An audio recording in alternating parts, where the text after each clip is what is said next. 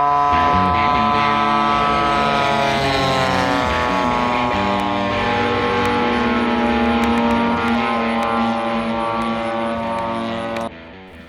you're anything like me, you've always been sort of looking for ways to bolt on performance on our airplanes.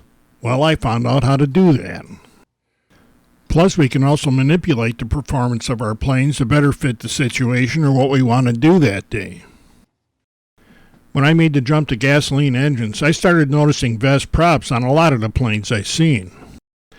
And whenever I see a bunch of people using one manufacturer's product, I get interested. And when I started comparing these props to the ones I was using, and that were working pretty good for me, I noticed that there's a difference. Too often manufacturers will make little tweaks to designs that have been used for years, and then spend a lot of money touting their product about why it's different.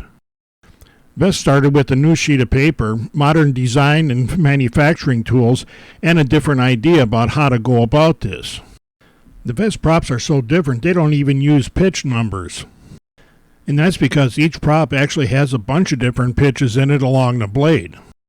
Vess maximized the performance of the blade in many points between the root and the tip. And that lets them better control the kind of performance in each of their blade styles. The B-style props are a little more aggressive for general flying, where the A-style props give you a little softer response. I like the A-style props for things like hovering and breaking in a new motor. Here I have similar sized props from Vess on the left and one of the major manufacturers on the right, and you can see that there are differences along the blade, but they're hard to see. It's much easier to see them in the air.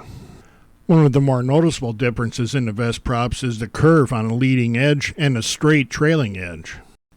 I think the key to the performance of the Vess props is how to combine all these differences into one blade, and then how they tweak all of those design features to get the level of performance they want in each of their blade styles.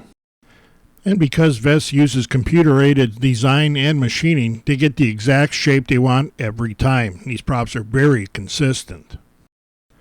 Another benefit of such high-end manufacturing is that these props are very easy to balance. I rarely have to put more than a couple of minutes into balancing a Vess prop.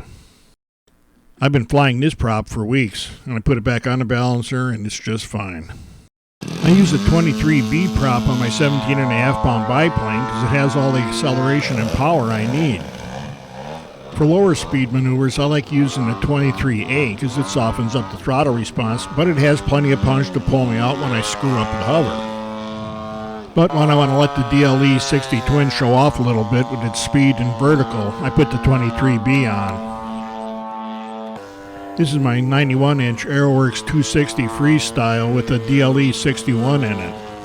I use a 23B Vess on this one also, and it has all the acceleration and punch I need for getting it in and out of maneuvers.